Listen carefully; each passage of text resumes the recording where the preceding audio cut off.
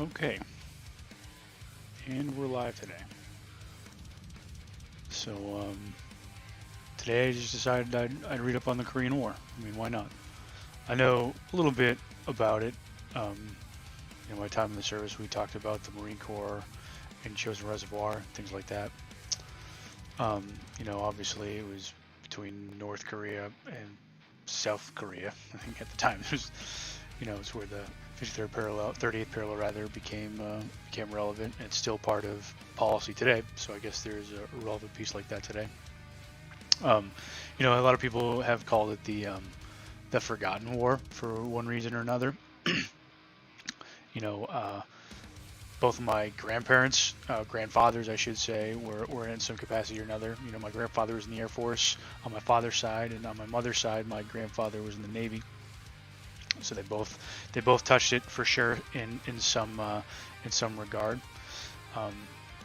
I think that people in general don't know a whole lot about the Korean War, which is one of the reasons I think it's probably good to do a cursory overview. I only got about 45 minutes today. It is what it is. We'll see if we get a little bit learned. Something that I talked about on yesterday's stream was Wikipedia is a good place to start, and you can branch off from there, get a good overview. I mean, as you can see, it's a big subject, and there's no way you can touch on the whole thing in 45 minutes. But I think it's good to maybe get a little bit, get a good overview and go from there. So we'll go ahead and jump right in. It's fought between North Korea and South Korea from 1950 to 53. Began 20th of June 1950 when North Korea invaded South Korea, following clashes along the border and rebellions in South Korea. North Korea was, backed by the China and Soviet Union, while South Korea was supported by the United States and allied countries. Something that I heard in history in college, which I think was very interesting. And if I remember this correctly, the U.S. kept pushing the UN Security Council to get involved in Korea, and they said no, and then Russia kept pushing back on it, and so they held a bunch of votes, and Russia kept vetoing it, and for anything to be unanimous, and this is if I recall correctly, and maybe we'll learn about it here. If anything is, all things have to be done unanimously in the UN Security Council, as I understand it. There's the top five, nuclear five, I believe. Don't hold me to this, but I'm pretty sure it's China, the United States, Russia, India, and maybe Israel. Maybe, could be wrong on that. Like I said, nuclear powers, and they held the vote when Russia was out of the room, and it passed after they'd added. So that's how they got into, NATO got into in the Korean War. I think maybe we'll learn about that, but I thought it was interesting. They held a vote when Russia was out of the room. That's how they got in. Anyways, yeah. So North Korea was backed by China and the Soviet Union, while South Korea was supported by the U.S. and other allied countries. It ended in July 27, 1953. So, yeah. So I guess some of the background, probably where this starts, is we'll get into. In 1910, the Imperial Japan annexed Korea, where it ruled for 35 years until its surrender at the end of World War II in August of 45. The U.S. and the USSR divided Korea. That's where it became North Korea and South Korea along the 38th parallel to two zones. The Soviets administered the North Zone, North Korea, and the Americans administered the Southern Zone. And those borders actually still, as far as I know, are in place today. I've actually had friends in the military who were stationed on in South Korea, and on the Korean border, looking at the demilitarized zone. Social state, the Democratic People's Republic of Korea was established in North under the totalitarian communist leadership of Kim Il-sung, who I think is the great grandfather of the current leader, Kim Jong Un. I believe it went Kim Il Sung, uh, uh, Kim Il Jong, and then Kim Il Jun. I think is how it goes. Don't hold me to that, but I think that's what it is. I could be wrong, but I'm sure we'll find out about it. A social state was established in the north under Italian communist leadership of Kim Il Sung, while a capitalist state, the Republic of Korea, was established in the south under the authoritarian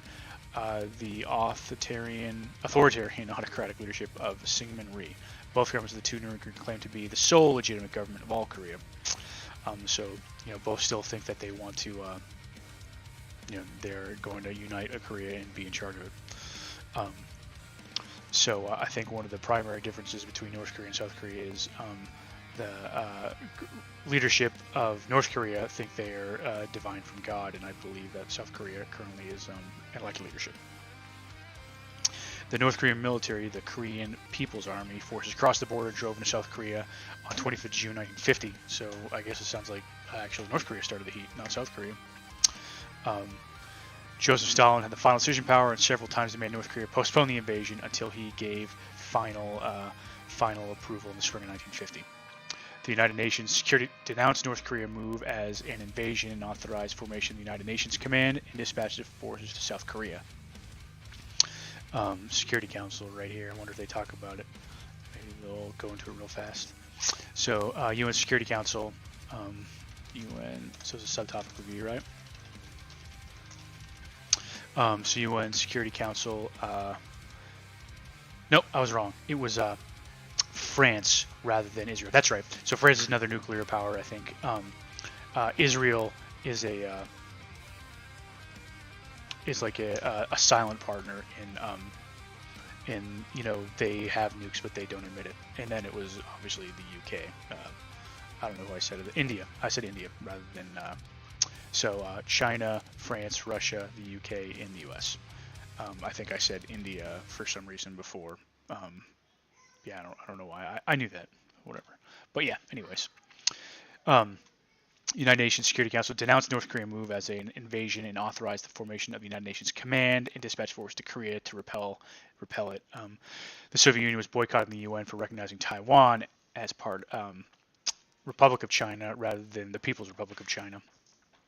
And China, as a People's Republic of China, on the mainland was not recognized by the UN, so neither could support their ally North Korea at the Security Council meeting. 21 countries of the United Nations eventually contributed to the UN force, the U.S. providing 90% of the military personnel. Yeah. So after the first 2 months of the war, South Korean Army, ROKA, and American forces hastily dispatched to Korea were on the point of defeat, retreating to a small area behind a defensive line known as the Pusan Perimeter. September 1950, a risky amphibious UN counteroffensive was launched at Incheon, cutting off KPA troops and supply lines in South Korea. Incheon, that was a bloody battle that I remember hearing about in the Marine Corps. Yeah, Incheon. See if they get into who is in it. Oh, I guess it's not the Battle of Incheon, right? I was thinking it would. Anyways, here is Incheon. It's in the interior part of the peninsula. I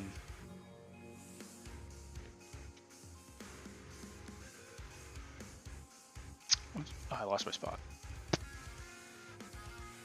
We're in the wrong one. Okay. Cutting off KPA troops and supply lines in South Korea. Those who escaped envelopment and capture were forced back north. UN forces invaded North Korea in October 1950 and moved rapidly towards the Yalu River, the border with China. But on 19 October 1950, Chinese forces of the People's Volunteer crossed the Yalu and entered the war. The UN retreated from North Korea after the first phase offensive and second phase offensive. Chinese forces were in South Korea by late December. Yeah. So what I remember hearing is, one of the things about Korea is that the winters get insanely cold. So that's where you hear Chosin Reservoir, the Frozen Chosin, and UN and U.S. troops going into Korea, like in World War II with improper cold weather gear and freezing to death. Some losing their feet, frostbite up the wazoo. Pretty brutal conditions. There's always been a joke in the service that why don't we ever go and fight somewhere that's nice, like the Bahamas? I mean, I guess, you know, we fought the Barbary Coast pirates, but it's not the same, right? You know, instead we're fighting in the desert and fighting in the cold, like in Korea. Yeah.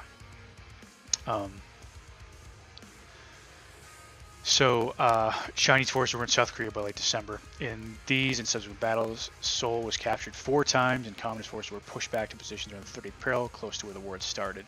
After this, the front stabilized, and the last 2 years were a war of attrition. So, yeah, the last 2 years were basically fighting back and forth until they declared an armistice, and that's kind of where it's been ever since. After this, the front stabilized. The last 2 years were the war in the air, however, was never a stalemate. North Korea was subject to massive U.S. bombing campaign.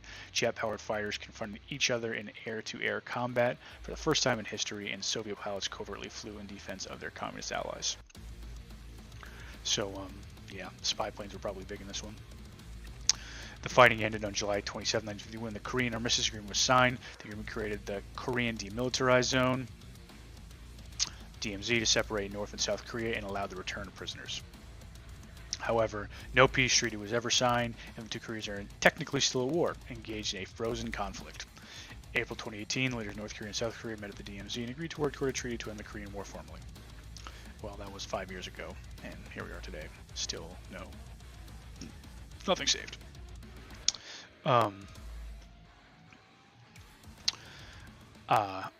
So apparently it was very destructive war.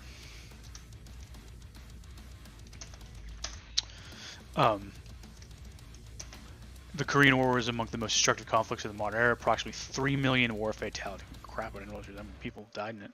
Approximately 3 million war fatalities and a larger proportional civilian death toll than World War II or the Vietnam War. It incurred destruction of virtually all of Korea's major cities. Wow. Thousands of massacres by both sides, including mass killings of tens of thousands of suspected communists by the South Korean government, and the torture and starvation of prisoners of war by the North Koreans. North Korea became among the most heavily bombed countries in history. Additionally, several million North Koreans are estimated to have fled North Korea over the course of the war. So earlier I was talking about how North Korea and South Korea is still divided today. There are still family members of South Koreans in North Korea and North Koreans in South Korea. You know, where one day they hope to reunite, but you know, I don't think that's in sight.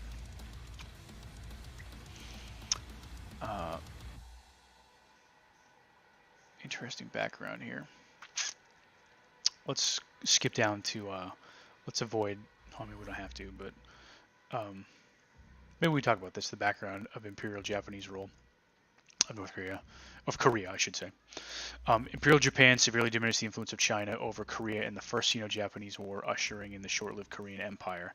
A decade later, after defeating Imperial Russia in the Russo-Japanese War of 1904-05, 120 years ago, Japan made the Korean Empire its protectorate with the Ulsa Treaty in 1905, then annexed it with the Japan-Korea Annexation Treaty in 1910.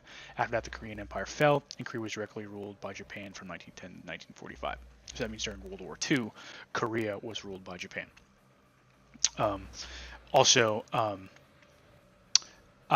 That means that the Korean Empire was its own, its own empire, I guess. What's that? Korean Empire. State proclaimed in 1897 by Emperor Gojong of the Joseon dynasty. The empire stood until Japan's annexation of Korea in 1910. That's a cool imperial seal. So this is the South Korean flag, actually, I believe. This is partial modernization, Western Korea's military economy, land system, education, and of various industries. In 1905, the Korean became protectorate of the Japan Empire after Japanese annexation. Yeah. So they were their own empire for a while, and you know, and I'm sure that they were before that too. It's interesting to think about. Many Korean nationalists fled the country. The Provisional Government of the Republic of Korea was founded in 1919 in Nationalist China. The Provisional Government Republic of Korea is South Korea. The Democratic People's Republic of Korea is North Korea. So North Korea, South Korea. So you hear ROK, ROK, Republic of Korea, and then you'll hear ROC, Republic of China, which is actually Taiwan. Taiwan's official name is Republic of China. And then the People's Republic of China, PROC, is mainland China. So there's a interesting formation like that. I'm sorry you had the hiccups, buddy. Nothing I can do about that.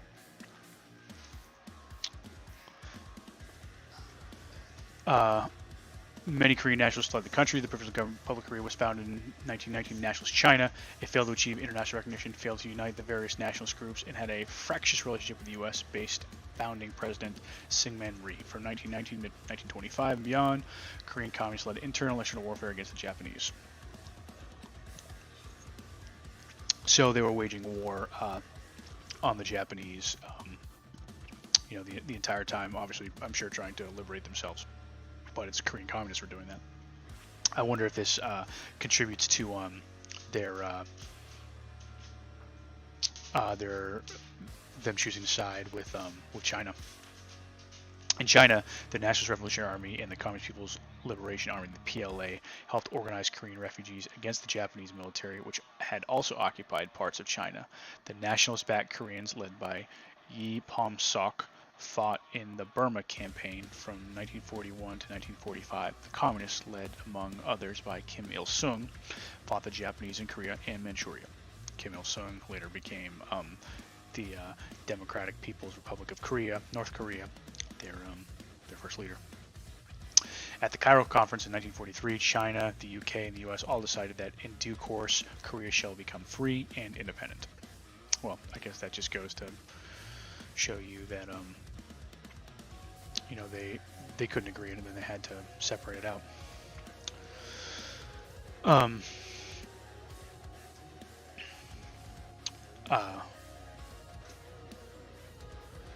Korea Divide, 1945-1949. At the Tehran Conference in 1943 and the Yalta Conference in 1945, the Soviet Union promised to join its allies in the Pacific War within 3 months of the victory of Europe. I don't ever think they actually did. They may have been, trying to invade Japan through China. I doubt that. Germany officially surrendered on May of 1945, and they declared war on Japan. Oh, they did. They invaded Manchuria. Okay, I didn't know that. And Manchuria was under Japanese rule at the time. On 8th of August 1945, 3 months later. This was 3 days after the atomic bomb in Hiroshima. By August 10th, the Red Army had begun to occupy the north of Korea. So Russia was in Korea. On the, I think that's what they mean. Not I don't think they mean the Chinese. Yeah. No. Yeah.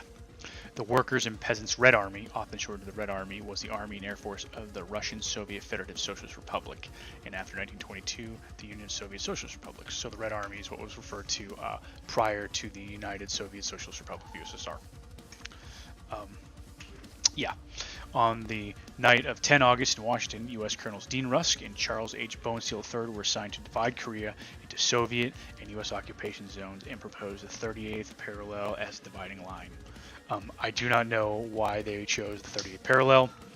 Maybe we'll go into it, but if it's anything like they chopped up the Middle East after World War I, it was probably just like throwing darts at a map.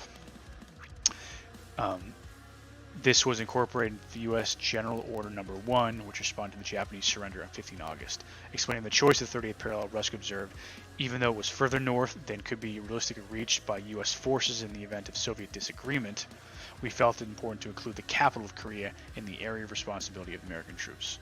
So they basically said, let's include the capital of Korea, Seoul, in their space. And North Korea became Pyongyang, I guess. Explaining the choice, he noted that he was faced with the scarcity of U.S. forces immediately available and time and space factors which would make it difficult to reach very far north before Soviet troops could enter the area. As Rusk's comment indicate, the U.S. whether the Soviet agreement would agree to this. Soviet leader Joseph Stalin, however, maintained his wartime policy of cooperation. Interesting. And on 16 August, the Red Army halted the 38th parallel for 3 weeks to await the arrival of U.S. forces in the south.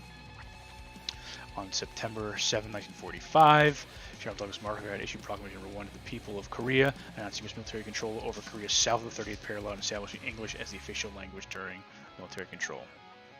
So this is more about the division of Korea. I want to actually learn about the Korean War itself, prelude to war. Maybe this is a good one. Course of the war, factors in U.S. intervention. Okay. Prelude to war in 1950, maybe this is a little more important. By 1949, South Korean and U.S. military actions had reduced the active number of indigenous communist guerrillas in the South from 5,000 to 1,000, and I'm sure the South were attacking the North. I'm sorry, they were attacking the South, which was not communist.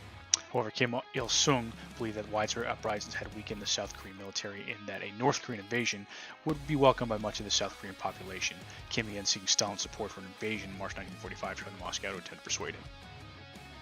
So basically, Kim Il-sung wanted to free their people in South Korea, and that's why there are North Korean guerrillas in South Korea. And so Kim began looking for the support of the USSR, and it's probably what kicks off the Korean War, right? Prelude to war. Stalin initially did not think the time was right for a war in Korea. PLA forces were still involved in the Chinese Civil War, People's Liberation Army, while the U.S. forces remained stationed in South Korea. And I'm sure Stalin did not want to ignite war with the United States. That probably has something to do with it. By spring 1950, he believed that the strategic situation had changed. PLA forces under Mao Zedong, that's PLA, Chinese People's Liberation Army, had secured final victory in China, U.S. forces had withdrawn from Korea, and the Soviets had detonated their first nuclear bomb. Oh good, we're bringing nukes into this. Breaking the U.S. atomic monopoly.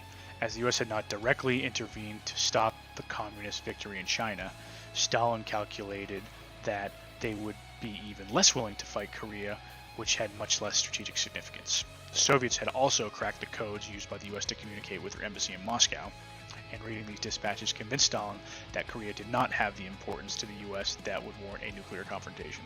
So Stalin's basically rolling the dice here after getting some info saying there's no way that the U.S. is going to go nuclear, right? Stalin began a more aggressive strategy in Asia based on these developments, including promising economic and military aid to China through the Sino-Soviet Treaty of Friendship, Alliance, and Mutual Assistance. In 1950, Stalin gave Kim permission to attack the government in the South under the condition that Mao would agree to send reinforcements if needed. No, it's another World War I. You attack them, then we'll attack them, then we'll attack them. It's going to go back and forth. For Kim, this was the fulfillment of his goal to unite Korea after its division by foreign powers. Stalin made it clear that Soviet forces would not openly engage in combat to avoid a direct war with the U.S. Kim met with Mao in 1950. Historical analysis regarding Mao's approval of Kim's plans differ. Nikita Khrushchev's memoirs were long viewed as the most authoritative source, and Khrushchev wrote that Mao approved Kim's plans because Mao viewed the matter as one of the Korean people to decide for themselves. So Mao thought that the Koreans should determine their own destiny, which I guess I appreciate.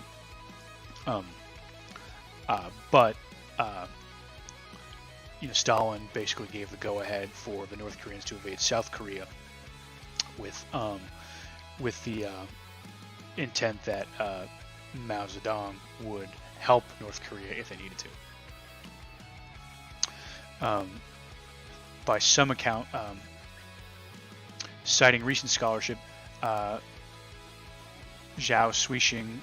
Susheng, writing in 2022, so pretty recently, contends that Mao did not approve of Kim's plans in advance, opposing them over concerns the U.S. would intervene and that China would be dragged into the conflict. By some accounts, Mao agreed to support the North Korean invasion despite these concerns, as China desperately needed the economic and military aid promised by the Soviets. So they were going to get money, which is incentive, obviously, to attack. However, Mao sent more ethnic Korean PLA veterans to Korea and promised to move an army closer to the Korean border once Mao's commitment was secured. Preparation for war accelerated. So they're basically, setting up along the border, getting ready to invade when the time was right. Um,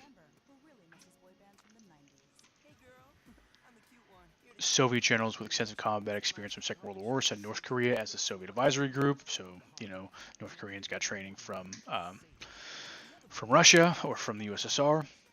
These generals completed the plans for the attack by May. The original plans called for a skirmish to be initiated in the Ongjin Peninsula on the west coast of Korea. The North Koreans would then launch a counterattack that would capture Seoul and encircle and destroy the ROK, People's Republic of Korea. The final stage would involve destroying South Korean government remnants and capturing the rest of Korea, including ports. So basically, they plotted out they're going to, take the capital first and come in from the west coast. On 7 June 1950, Kim Il-sung called for a Korea-wide election. On 5-8 August 1950, and a consultative conference in Haeju on 15-17 June. On 11 June, the North sent 3 diplomats to South as a peace overture, which we rejected outright. No, we will not make peace with you. On 21st June, Kim Il-sung revised his war plan to involve a general attack across the 30th parallel rather than a limited operation in the Ongjin Peninsula. So rather than, come from the west coast and attack Seoul, we're just going to run that way and start fighting. Kim was concerned that South Korean agents had learned about the plans and that South Korean forces were strengthening their defenses. Stalin agreed to the change of plans. Stalin said, yeah, that may be right, so let's go ahead and change that. And that also possibly could be a factor because, China is right on the other side of the border of North Korea. So, if they need, reinforcements, that's something that's interesting to talk about, which, I don't know if I'll actually have time because, I got like 15 minutes left, but one of the interesting things about the Korean War is immediately on the other side of North Korea is China. So, that's an open supply line running from, China into North Korea, whereas South Korea is on the south side of the peninsula. It's that little dingleberry down there. So they, are a peninsula obviously surrounded by water, so anything that they would have had probably would have had to been, flown in or dropped in through the ocean, brought in through ship. Whereas, there's an open supply line, from China all the way to North Korea to the front line, probably. That's a powerful statement back in 1950s when this took place. While these preparations were underway in the north, there were frequent clashes along the 30th parallel, especially at Kaesong and Ongjin, many initiated by the south. The ROK was being trained by the U.S. Korean Military Advisory Group, KMAG. On the eve of the war, KMAG Commander General William Lynn Roberts voiced utmost confidence in the ROK and boasted that any North Korean invasion would merely provide target practice. For his part, Syngman Rhee repeatedly expressed his desire to conquer the north, including when U.S. diplomat John Foster Dulles visited Korea on 18th of June. So, talking about this yesterday, Dulles, John Foster Dulles, who is Dulles Airport, in Virginia. He was also later became a director of the CIA. Although some South Korean and U.S. intelligence officers predicted an attack from the north, similar predictions had been made before and nothing happened. The Central Intelligence Agency noted that southward movement by the KPA, but assessed this as a defensive measure and concluded an invasion was unlikely. Oh man, how they were wrong. On 23rd June, UN observers respecting the border did not detect war at enemies. So UN observers were there, and they didn't think it was going to be a big deal. Interesting. Comparison of forces. That's just a numbers game. I guess this might be good to look at. According to First Division in 1949, the population of North Korea numbered 9,620,000, and by mid-1950, North Korean forces numbered between 150,000 and 200,000 troops, organized into 10 infantry divisions, 1 tank division, and 1 Air Force division, with 210 fighter planes, 280 tanks, who captured scheduled objectives in territory, among them Kaesong, Chuncheon, Ujeongbu, and Ongjin. Their forces included 274 T-34 85 tanks, 200 attack bombers, some 150 Yak fighter planes. I wonder what those are, and 35 reconnaissance aircraft. Yes, son.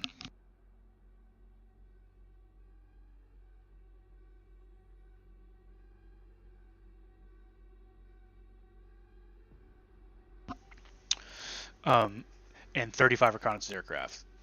In addition to the invasion force, North Korea had 114 fighters, 70 bombers, 105 T-30-45 tanks, and some 30,000 soldiers stationed in reserve in North Korea. Although each navy consisted of several small warships, the North and South Korean navies fought in the war as seaborne artillery for their armies. In contrast, look at this. That's a good 5-6 sentences. That's not much. In contrast, the South Korean Republic was estimated at 20 million. Oh man, twice the size. And its army was unprepared and ill-equipped. As of 25 June 1950, the ROC had 98,000 soldiers, and North Korean were estimated between 150 and 200,000, so twice the size, at least, or possibly twice the size. 65,000 combat, 30,000 support, no tanks. They had been requested U.S. military, but requests were denied. And 22 plane air force comprising 12 Legion type and 10 AT-6 Advanter airplanes. Large U.S. garrison force were in Japan.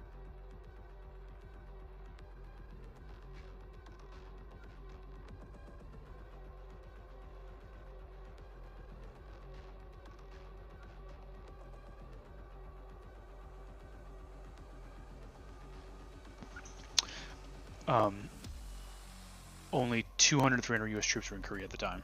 Oh man, now that's going to change. Course of the war. Here it is. So 38th parallel, a good division right here. Oh man, I wonder North Korean forces, man, they made it in there, huh? See, this is what I was talking about earlier, right through here. You know, there's a direct pipeline, China right in here. They move all the way down, whereas opposed to everything before, it had to be kind of flown in or dropped in through sea. This is just a direct pipeline all the way down in. That's really important when it comes to supplying forces. At dawn on Sunday, 25th June 1950, the KPA crossed the 30th parallel behind artillery fire. The KPA justified its assault with the claim that ROC troops attacked first, and the KPA were aiming to arrest and execute the bandit traitor Syngman Rhee. Fighting began on the strategic Onjin Peninsula in the west. There were initial South Korean claims that the 17th Regiment captured the city of Haeju, and this sequence of events has led some scholars to argue that South Koreans fired first. So it's very possible the South Koreans fired first. Whoever fired the first shots in Onjin, KP forces attacked all along the 38th parallel within an hour. So man, they were ready to go. They were just building up forces, just waiting for the ball to drop. The KPA had a combined arms force including tanks supported by heavy artillery. The ROC had no tanks, anti-tank weapons, or heavy artillery to stop such an attack. So they were just going to roll them. That's what was going to happen. You know, we already talked about 98,000 soldiers compared to possibly 150,000 plus, fights, fighter jets, tanks, artillery pieces. It was set up to be a bloodbath. That's what it was. And it appears that the U.S. didn't take anything seriously, or not just the U.S., possibly the U.S., but the UN didn't take anything seriously. And yeah, so they rolled right over the border. See it moving down like this. In addition, the South Koreans committed their forces in a piecemeal fashion. These were routed in a few days. So they basically just said, "Let's go," and it was unorganized apparently. On 27 June, evacuated from Seoul with some of the government. On 28 June at 2 a.m., the ROC blew up the Hangang Bridge and across the Han River in an attempt to stop the KPA. The bridge was detonated while 4,000 refugees were crossing it and hundreds were killed. Oh man, so they just did it. They just did it. Killed their own people. Destroying the bridge also trapped many ROC units north of the Han River. In spite of such desperate measures, Seoul fell that same day. A number of South Korean National Assemblymen remained in Seoul when it fell, and 48 subsequently pledged allegiance to the North. So they basically said, "You're here, we're going to side with you because of that." On 20th June, reordered the massacre of suspected political opponents in his own country, so basically started executing people. In 5 days, the ROC, which had 95,000 troops on June 20th, was down to less than 22,000 troops, so they lost basically 75% of their forces in 5 days. That shouldn't be a big surprise. In early July, when U.S. forces arrived, the ROC were placed under U.S. operational command of the UN. Yes, son. What does it say?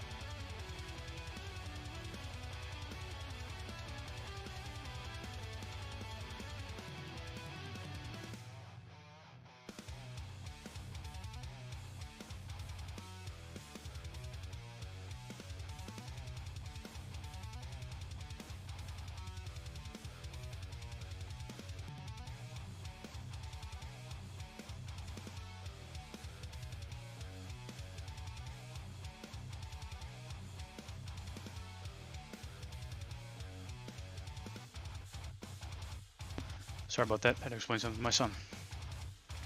So we're talking about here 5 days. The Rock, which had 95,000 troops on June 25th, was down to less than 20,000. So they lost, a third of their troops, 2/3 of their troops. In early July, when U.S. forces arrived, that was left. The Rock were replaced under U.S. Operational Command of the UN nations. So basically, they were melded into the UN. Factors in U.S. intervention. Here it comes. The Truman administration was unprepared for the invasion. Korea was not included in the Strategic Asian Defense Perimeter outlined by the United States Secretary of Defense Dean Acheson. Truman himself was at home in Independence, Missouri. Military strategists were more concerned with the security of Europe against the Soviet Union than East Asia. At the same time, the administration was worried that a war in Korea could quickly escalate without American intervention. And look how it did. Said diplomat John Foster Dulles in a cable, to sit by while Korea is overrun by unprovoked armed attack would start a disastrous chain of events leading most probably to a world war. While there was initial hesitance by some in the U.S. government to get involved in the war, considerations about Japan played a part in the ultimate decision to engage on behalf of South Korea. Especially if it involved China, the communists. U.S. experts on East Asia saw Japan as the critical counterweight to the Soviet Union and China in the region. So basically, they didn't want the whole region to go commie. That's really what it comes to. While there was no U.S. policy dealing with South Korea directly as a national interest, its proximity to Japan increased the importance of South Korea, said Kim. The recognition that the security of Japan required a non-hostile Korea led directly to President Truman's decision to intervene. The essential point is that the American response to North Korean attack stemmed from considerations of U.S. policy towards Japan. So, after World War II, the Japanese became allies of the United States, and they agreed to dismantle their navy entirely, and with the understanding that the U.S. would intervene on their behalf if they were required to. And I think that's still in effect till today. Subtopic reviews, check that out. Japanese Navy and U.S. interventionism, right? So let's go here. Japanese Navy after World War II.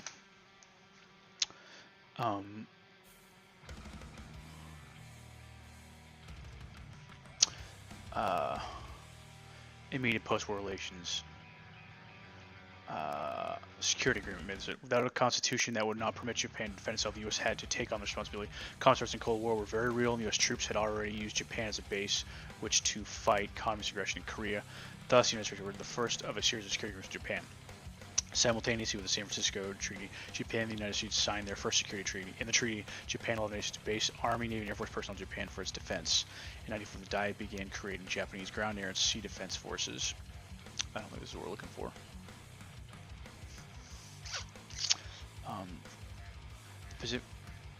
Japan surrendered to American allies. The victorious allies put Japan under international control. U.S. General Douglas MacArthur was supreme commander. The United States allowed Japan to keep its emperor, Hirohito. After the war, however, Hirohito had to renounce divinity and public support Japan to the Constitution.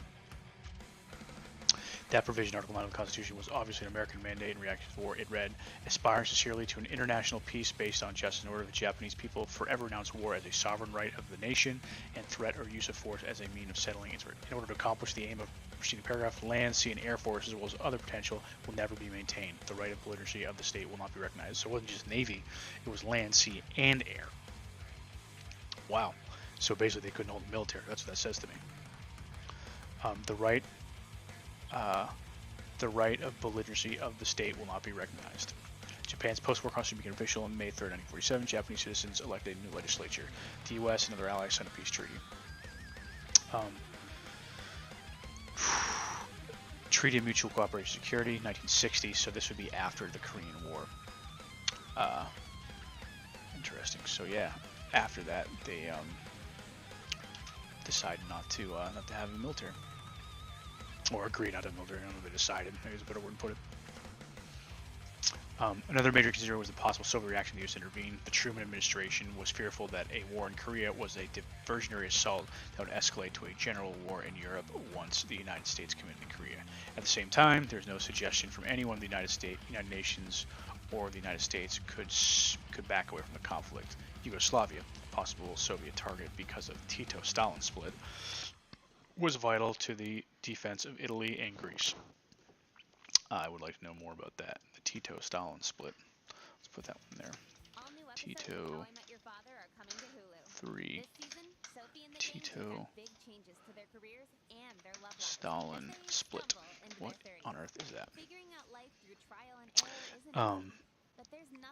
Was vital to the defense of Italy and Greece, and the country was first on the list of the National Security Council's post-North Korean invasion list of chief danger spots. Truman believed if aggression went unchecked, a chain reaction would be initiated that would marginalize the UN and encourage communist aggression elsewhere. The UN Security Council approved the use of force to help the South Koreans, and the U.S. immediately began using air and naval forces that were in the area to the end. The Truman administration still refrained from committing troops on the ground because some advisors believed the North Koreans could be stopped by air and naval power alone, so they didn't want to put people on the ground. They thought they could bomb them out. The Truman administration was still uncertain if the attack was deployed by the Soviet Union or just to test the U.S. resolve. The decision to make ground troops became viable when a communique was received on 27 June indicating the Soviet Union would not move against U.S. forces in Korea. The Truman administration now believed it could intervene in Korea without undermining its commitments elsewhere. That just says the Soviet Union. It doesn't say about China. We looked up here that China had basically agreed to do it, right? So 23rd June, UN observers inspected the border to not detect war was imminent. And then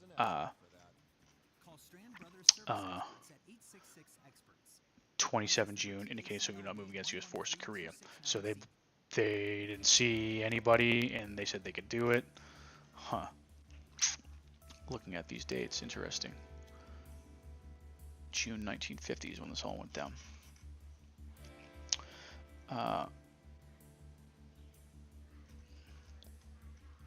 UN Nation Security Council resolutions. So unfortunately, I think I'm gonna have to end the stream here because I have to go. But this is interesting. It appears that the UN, the CIA, they blew it, and this is basically, led to a lot of our relations today.